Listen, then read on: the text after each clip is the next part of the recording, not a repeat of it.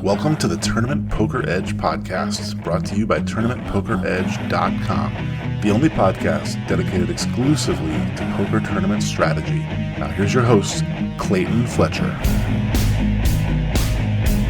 Hello once again, everybody, and welcome to the Tournament Poker Edge podcast, sponsored by Jaka Coaching, where you can get 20% off of your annual or monthly membership using the promo code TPE.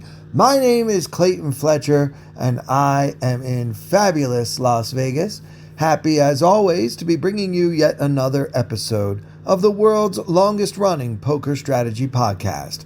Yes, I am still in Vegas, although the World Series of Poker has concluded.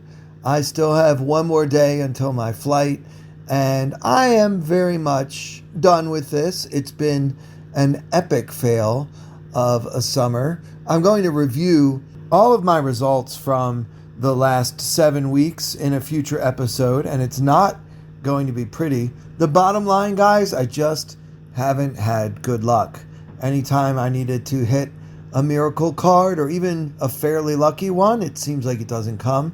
My very strong hands haven't particularly held up well, and I only went 3 for 9 in significant coin flips this summer. So that is not a winning combination. But you know what? I still love this game. I will always love this game. Sometimes poker is cruel. Sometimes the cards don't cooperate, and the poker gods smite you for whatever reason, and that's kind of what's been going on here this summer as my bankroll has been dwindling.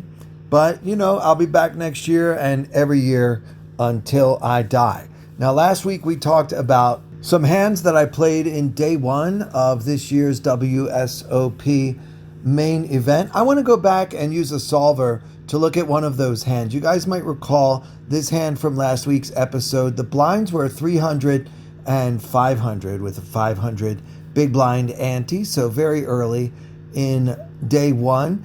And there was a player that I had pegged as an amateur, a recreational player, who opened. He was wearing a Buffalo Bills t-shirt and Buffalo Bills hat. And so I astutely surmised that he was from Houston, Texas. Obviously, anyone could figure that out.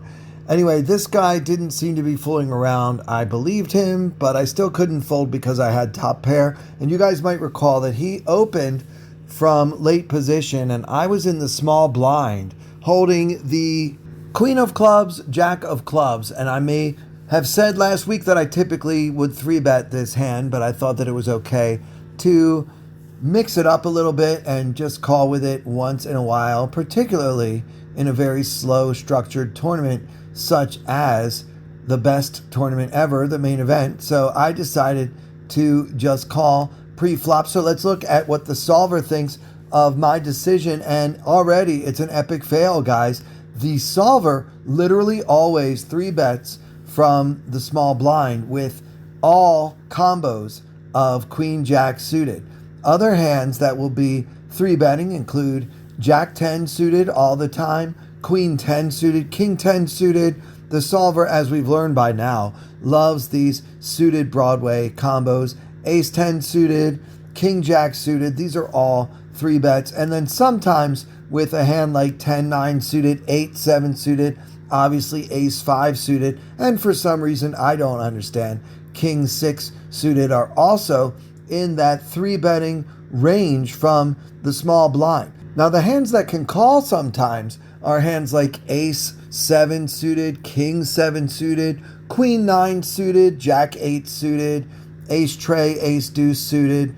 Those are the calling hands, and there aren't that many calling hands that are offsuit, but Ace 10 off all the time, King 10 off about half the time, King Jack off a little more than half the time, and Queen Jack off pretty much all the time, very seldom 3-betting. So where we always want to 3-bet with our Queen Jack suited in this situation, the Queen Jack offsuit is a call. So for the rest of this hand, I'm going to pretend like that's what I had, since in Solverland, I will literally never have the two cards that I have in this situation.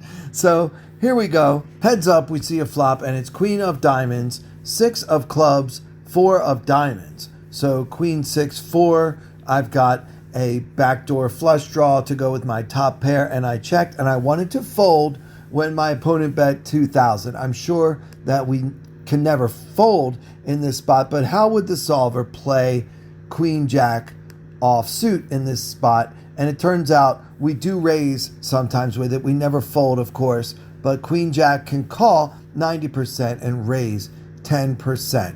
So it's okay that I called, I guess, even though in my blood, in my bones, I wanted to fold because I just thought this guy is not fooling around on day one of the main event.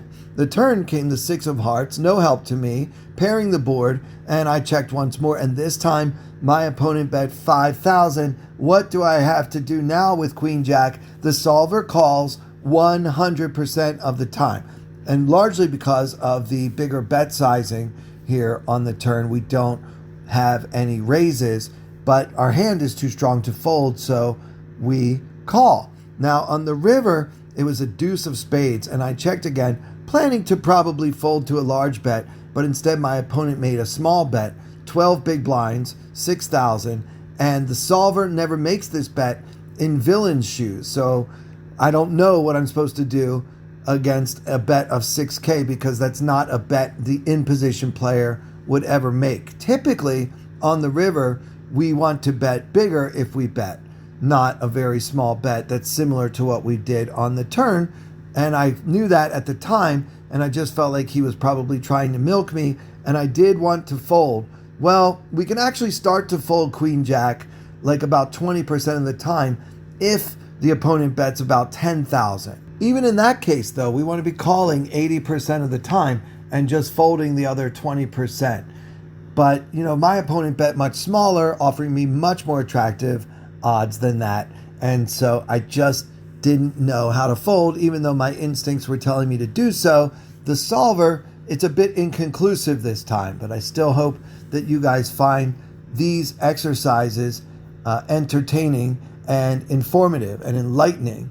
There are many times when somebody goes off of solver standards and practices, as I have done here with the queen jack of clubs. And so because of that, I had to kind of fudge the rest, but I think there's not much difference materially between queen jack of clubs and queen of clubs, jack of spades on this particular board. I want to move on. I want to give a shout out to all the players that are students of Faraz Jaka and his team of coaches at Jaka Coaching. Many of them have done quite well in the main event. Many of them had untold successes this summer, and everyone is singing the praises of this easy-to-use website with very short videos that are meant to be digested in small portions so that you can really understand. There are hand quizzes to help you determine how well you are learning the material, and just some of the smartest people in poker working for Jaka Coaching. And guys, I have a great deal for you. You can save 20% off of the complete product, whether you go month to month or pay for a year all at once, which is actually even cheaper. But either way, you can save 20% off the basic rates by going to jaka.poker/TPE. And by the way, when you do that, you'll also get 7 days, no obligation, to try it out for yourself. And I promise you, you're going to agree with me that this is the coaching site, jaka.poker/TPE. All right, now I want to move on and continue our discussion of my main event, starting with a few hands that I played on day 2, which was actually day 2 ABC, because they have a whole separate day 2 for everyone who does just the final day 1 flight. So I was kind of nervous about being at what looked like it was going to be a fairly tough table. I had Andrew Lucky Chewy Lichtenberger at my table, and I also had my old friend Scott Ball, who you guys may remember me talking about from last summer's World Series of Poker, where I played in the $3,000 mid-stakes championship at the WSOP, and Scott Ball sat to my left and literally just put me through the ringer all day long, giving me fits, 3-betting me, 4-betting me, doing everything to make my life difficult. So he was going to be to my left again at this table, but a bit farther away, not to my immediate left. I had 3 players between us, and Lucky Chewy was on my immediate right. So I felt like I had a decent seat at a bad table. There was also a famous Greek player, Ioannis, I don't know how to say his name, Angelou Konastakis, I don't know. Anyway, but he's a very well-known Greek pro. He's very aggressive. He's got $2 million in lifetime earnings, and I thought that he would probably be tough as well.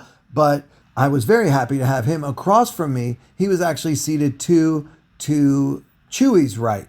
So I thought I had a pretty decent seat with a lot of the tough players on my right and most of the players on my left being relative unknowns, which, by the way, doesn't necessarily mean that they're not any good at poker. But, given the choice, I'd rather have somebody with a $3,000 Hendon mob than somebody like Lucky Chewy with over $8 million on his.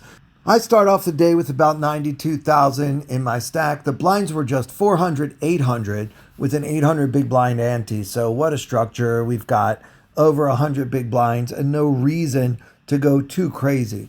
There was a player at my table named Antoine Winfield who had been quite active early on here on day 2 in this 400, 800 level. And after a while, I decided to try to fight fire with fire a bit. So he opens to 2,000 from early position, and 2 players folded to me, and I was in middle position with the ace of diamonds, jack of hearts. I think this is a pretty clear 3-bet. I made it 5,500, maybe a bit smaller than what would be standard, but I really don't mind action. I felt like I could probably outplay Mr. Winfield a good bit after the flop, and I just wanted to discourage anyone like, for example, Scott Ball from trying to crash my party. Anyway, I was happy to see that it folded all the way back around to Antoine, and he makes the call, and now the flop comes 8 of diamonds, 8 of hearts, tray of spades, and he checks to me. You may be surprised that the solver doesn't actually have us betting this flop 100% of the time. Obviously, any paired board is going to be a little better for the pre-flop 3-better, but because Antoine actually called my 3-bet, I think we're going to find next week that he actually has some 8s in his range, and I probably don't have many or any really from middle position, and he's also got a lot of pairs that are not going to be folding anytime soon, like 7s, 9s, hands like that. So we don't want to do 100% range bet, C-bet on this board, but I did C-bet. I bet 4,000 into the pot of about 13,000, and my opponent called. The turn, ace of spades, gives me top pair with a jack kicker on a board of 8 of diamonds, 8 of hearts, tray of spades, ace of spades. So it also brings the backdoor flush draw, and Antoine checks to me. I decide to check behind for a lot of reasons, mostly for deception and to try to get paid on a value bet at the river. The river comes the king of clubs. So our final board is 8-8, 3 ace king, and no flush. And my opponent suddenly leads for 7,000, which is about 1/3 of the pot. I didn't really see anything else to do but call. I was like, wait, what's going on here? Does this guy have an 8 somehow? How is my ace jack not good? I made the call and I lost the pot to ace king. So I guess Mr. Active was maybe getting hit with the deck early on, and I had a bad read on the situation. So that one cost me a little bit, but thankfully I did check behind on 4th Street, which I think saved me a good amount of chips. Later on, I'm in second position. Chewy folds, and I've got pocket 10s. I raise it just the minimum, 1,600. I know the solver wants to do more like 2,000 or maybe even a little bigger because the effective stack is so deep. But, most of us were just doing the minimum, and I think in the main event, that's pretty normal. And I don't think it really hurts our EV that much. If anything, it might give us even more post-flop play ability, which we always want. So I just made it 1,600 with the 10s, and I got 4 callers. The flop comes king of clubs, 9 of spades, tray of diamonds. So king, 9, tray, and the big blind, who was one of the callers, checks to me. So I'm the second of 4 players to bet And I didn't want to check again. I still felt like there was probably a decent chance that no one had a king. And if so, my tens are probably good. And maybe I can get a little value from a hand like 9-8 suited, or perhaps pocket sevens. Might not believe me right away. But another reason I want to bet here, and it's just as important, is that I don't want to give a hand like Queen Jack or Ace Jack a chance to beat me for free, right? If anything higher than a 10 hits on the turn, it's going to hurt my chances of winning this pot. So a bit for value and a bit for protection, I bet 3,500 into the pot of, like, let's say 9,000-ish. Only this very polite amateur player from the Midwest on my left, older guy, probably in his early 60s, he makes the call. Now the turn is the ace of spades, and that was exactly what I didn't want to see if I had it check through. But the fact that he called me on the flop kind of told me this player is very unlikely to have an ace, right? Unless he had specifically ace 9 suited, which I'm not sure he would have called my raise from relatively early position pre-flop anyway, if he did have that. So I really felt good about this card in that it hit my range better than it hit his, and that I might be able to get him to fold if he has a king now. Maybe not on 4th Street, but certainly if I fire again on the river, effectively turning my tens into a bluff. But I wasn't convinced he had a king. I thought it was probably more like a 9 or maybe a pair of 8s or something like that. So I thought this bet would work. I bet 5,000, about a third of the pot, a little bit less, and my opponent did fold. So my best guess was that he had a 9. If he folded a king there, that's a pretty tight fold. Although in the main event, you do see players being very, very tight at times, especially the recreational players. So with 60 minutes left in the first level of the day, I was right around where I started. Now I had 88,000. So we played for an hour and I'm just kind of treading water, playing a lot of hands, but really getting a lot of good starting hands to play with. Now here's the first hand I played against Lucky Chewy. He opens to 1,800 from late position, and I was in the cutoff with the ace of hearts, queen of spades. I decided to go for a 3-bet here, and I made it 5,600, which is just about 3x his bet, so I'm happy with this sizing. He called, and I was kind of nervous to play a pot with a player that I've always respected and who has been crushing this game, both online and live, for many, many years. But, you know, this is the World Championship of Poker, and here we are. The flop comes 10 of clubs, tray of clubs, deuce of spades. So 10, tray, deuce with 2 clubs, hero with the ace of hearts, queen of spades. And Andrew checks to me, and I decided to go for a C-bet here. You know, put on my big boy pants and see if I can bluff this guy. I bet 4,000 into the pot of about 12,000 and take it down. Now this felt really good. I should mention that Andrew started the hand with only 50,000 in his stack, which is still obviously a lot of big blinds, but I don't know, perhaps the hand would go slightly differently if he had me covered and we were both deeper. I don't know. Anyway, I was just glad to get the first one against him out of the way, calm my nerves a little bit. Okay, and this was the only other interesting hand from that level. There was an amateur player, I already mentioned him, the older guy. So he opens under the gun. And now there's a brand new player who just joined our table, and he's got like 100,000 in his stack, and he 3-bets. So it's first position open, second position 3-bet, and the action folds to me. I'm on the button, and guys, I've got the queen of spades, queen of hearts. And normally I'm pretty happy to put in a 4-bet with this hand, but when the 3-bet came from second position, I don't know. I think it might be a mix. I decided to just call. Maybe I was being nitty, maybe just trying to, you know, make my chips last longer in the main or something. But I think that these two recreational players raising it up from early position, they're very unlikely to be, you know, getting out of line with like ace-5 suited or 6-5 of diamonds or anything like that. So I wasn't sure the queens were any good, but at least in position in a smaller pot, I have a bigger SPR and I can figure out what to do post-flop. So I just cold called, and The original raiser called the 3-bet, and the three of us saw a flop of king of spades, 10 of clubs, 4 of spades. So king 10-4 with 2 spades, hero with the queen of spades, queen of hearts. The original raiser checks, and now the brand new guy that no one knows anything about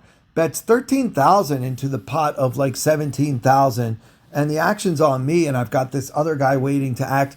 I just threw my queens away, guys. I'm not sure I would do that like in a super turbo bounty or anything like that, but this was getting a little too murky. Yes, there are some cards that can hit on the turn that would improve my equity, such as a spade or a jack, but I just didn't really feel like calling this large of a bet from the guy who 3-bet the under the gun raiser. So I folded, and so did the original raiser. So I'll never know what happened with that one. But I think that hand kind of demonstrates how we play differently in the main than we might in other tournaments.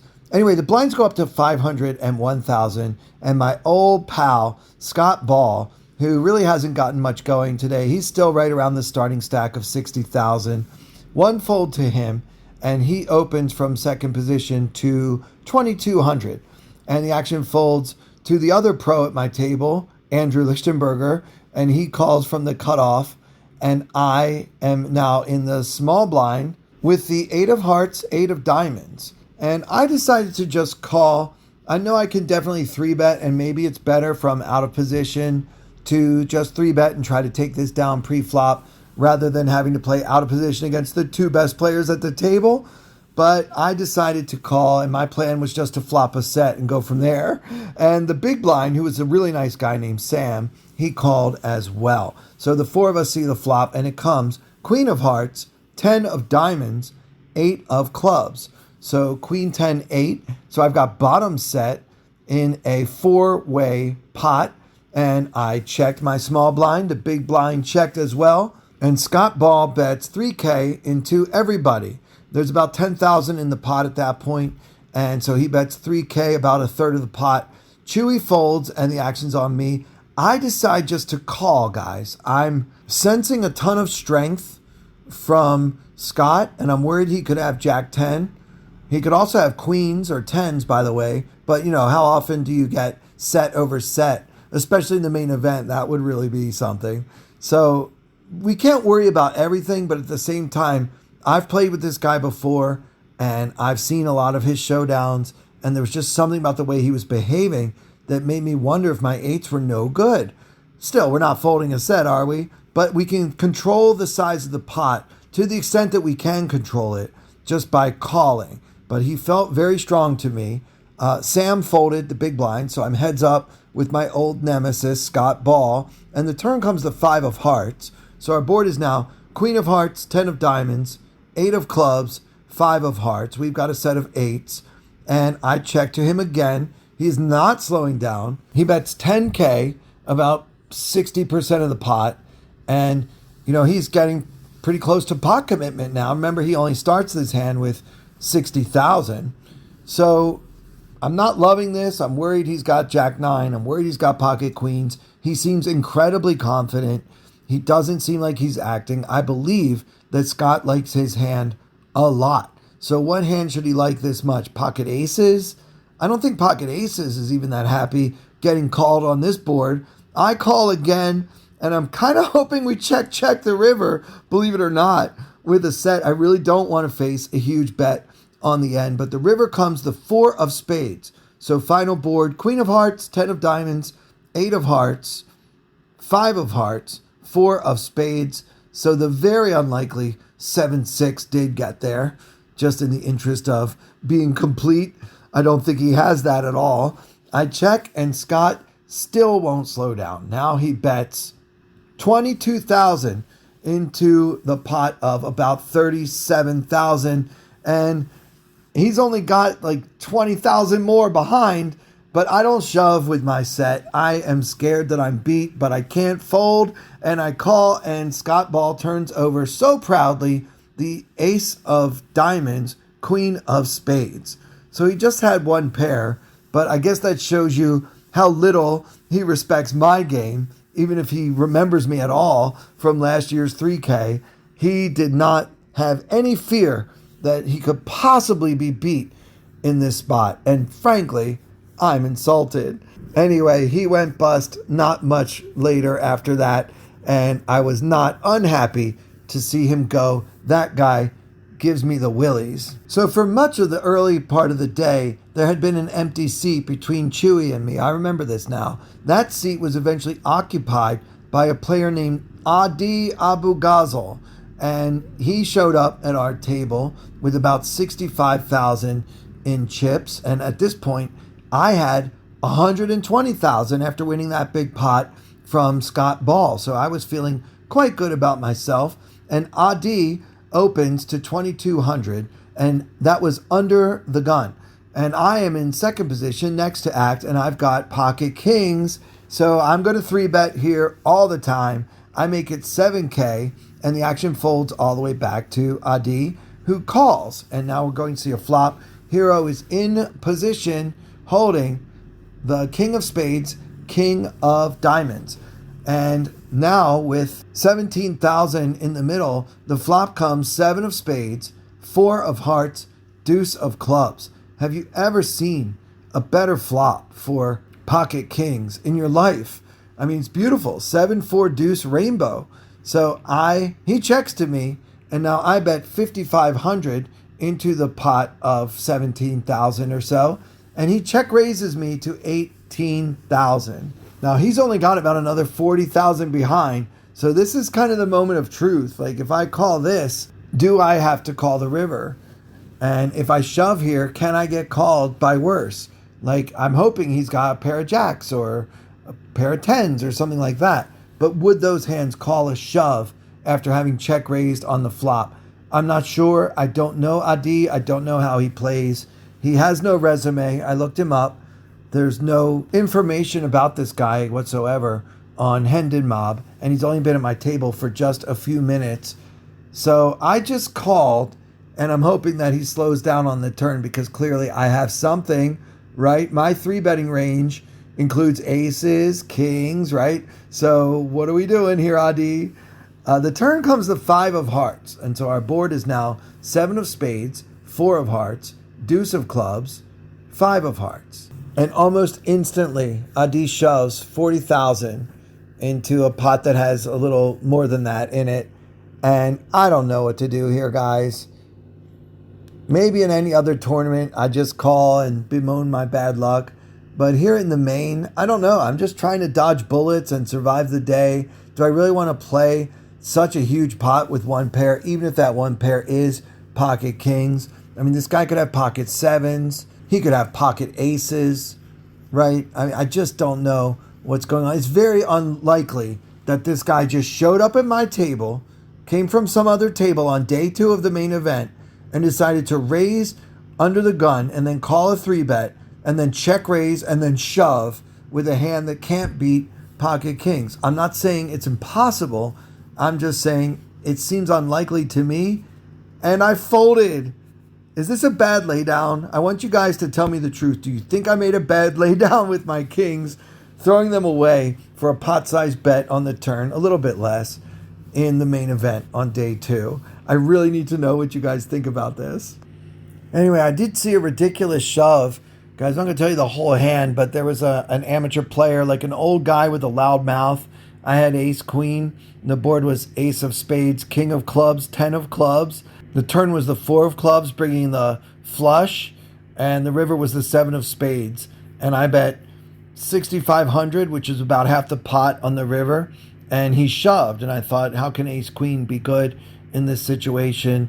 He shoved for like more than I had. I would have to call off my entire tournament with just a pair of aces on this somewhat scary board. And remember, I don't have a club, so I just folded because it was such a ridiculous bet. It was like I bet 65 and he bet like 100,000. It was kind of crazy.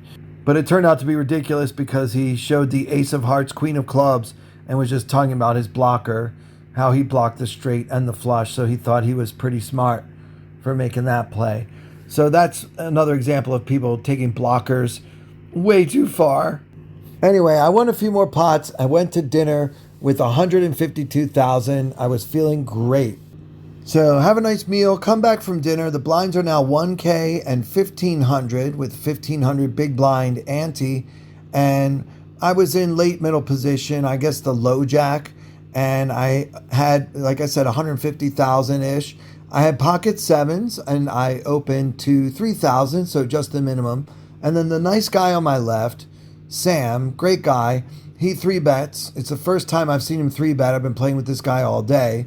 He makes it 8,000 and the action folds back to me. And I immediately think this guy's probably got aces, kings, queens, or jacks, maybe ace, king. And that's about it because he's been pretty happy to play passively pre-flop, much more aggressive post-flop, but definitely more of a passive style pre-flop. So I was pretty happy to just call and see a flop with him. He made it 8K, so I called, and the flop comes king, 7, 6, rainbow. And I check to him, and he bets 5,000.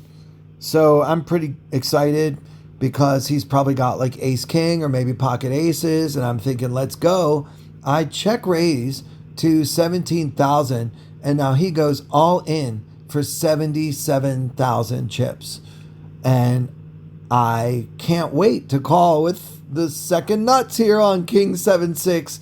And if you haven't figured it out by now, yes, my opponent did have pocket kings, and that hand left me a bit more down to earth. I was close to my starting stack after that one, and the average stack was about 100,000. Lost a few more small pots, and the next thing you know, I'm down to 26,000 with the blinds at 1K and 1,500, and they're about to go up. We're about to play the last level of the day, and I shoved under the gun with pocket jacks.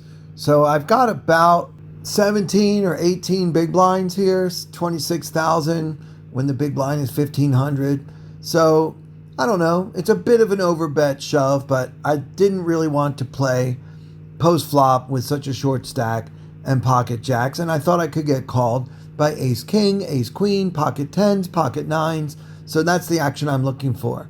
So 3 folds to my friend who showed that ridiculous ace queen and talked about his blocker, who, by the way, has been regaling us with awful stories about strip clubs in Greece and giving way too much information. And then he looks at me and he says, "What did you do? You went all in under the gun? There's one hand. It would take aces for me to call you here." And so then he looks at his cards, and then he sits up in his chair. He looks at me again. He looks at his opponents and makes a little speech. He's like, "I'm not worried about you. I'm worried about these guys on my left," talking to me. So obviously I know what he has. He does his little Hollywood thing. What should I do? What should I do? And eventually he just calls the 26,000. Everybody at this table can tell what this guy's doing. Everybody folds and leaves me heads up facing the pocket aces with my jacks, and I do not get lucky. And that's how I busted out of the 2026 World Series of Poker main event. And that'll do it for this episode. Guys, if you haven't given us a rating or a review on Spotify or Apple Podcasts and you enjoy the podcast, that's something you can do right now for free. That would really help us a lot. We are trying to climb the ranks in the ever-increasing world of poker podcasting. Also, don't forget to check out our sponsor, Jaka.poker/BPE. For everyone here at Tournament Poker Edge, I'm Clayton Fletcher. Thank you so much for listening. I wanna hold them like they do in Texas plays. Fold them, let them hit me, raise it, baby, stay with me. Luck and intuition, play the cards with babes to start. And after she's been hooked, I'll play the one that's on her heart.